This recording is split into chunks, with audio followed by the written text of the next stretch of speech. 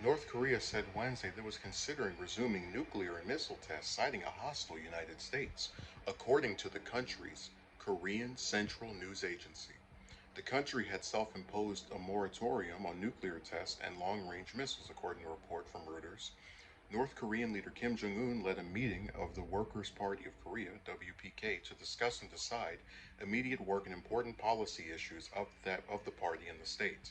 The latter half of the meeting focused on North Korea's relationship with the U.S., which has become increasingly tense amid several North Korean missile tests that have occurred recently.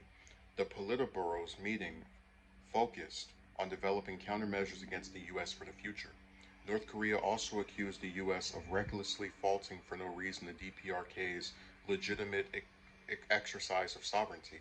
The party claimed that the U.S. had continually threatened the security of North Korea by shipping strategic weapons into South Korea, as well as that it has viciously slurred our state by taking sanctions against North Korea and persisting in maneuvers to deprive the DPRK of its right to self defense.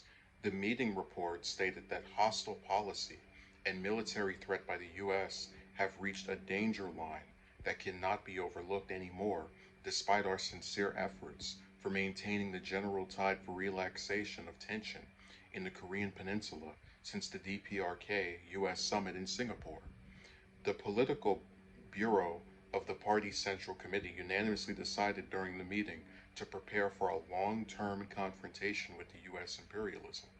The news comes amid increased pressure on the Biden administration to take action on the increasingly aggressive North Korea, which has flexed its military muscle with missile launches. Secretary of State Antony Blinken characterized Pyongyang's weapons test as profoundly destabilizing, adding that the U.S. is working with regional partners, including South Korea and Japan, to come up with a response.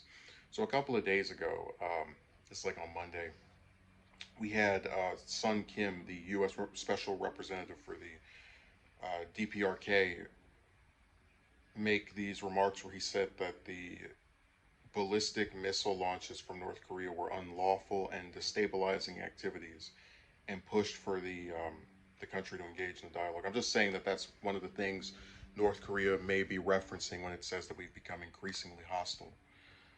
Um, I really can't say I blame them at all. Um, you have a country that you sat down, had dialogues with, who have the same type of weaponry as you, that is kind of just trying to show that it can tell you what to do because it's bigger.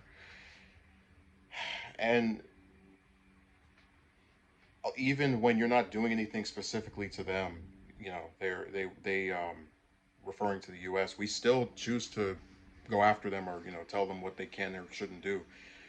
Um, in a way that we really don't do with countries that we're allies with, like Germany or France, for example. Um, there's really not much to say here. It is interesting that Biden didn't bring it up at all in this big giant speech he had yesterday, which only tells you that it's not a priority of his. I guess with what we've seen over the last couple of days from the domestic front of him trying to pass the Build Back Better agenda, he's not as concerned with this region as he might have been during the campaign or the previous year. Um, but I could totally see them continuing missile tests. I can see us continuing to not us as in all Americans, but our government continuing to criticize them and tell them what they should and shouldn't do. And I just really feel sorry for North Korea. I think that they're not. They have some policy ideas. I don't like the dictatorship stuff, whatever. But as far as having a country that you tried to work with resolve things peacefully when they had those summit meetings with Trump during his tenure, and then it just goes right back to the way it's always been. I find that to mostly be the fault of the U.S.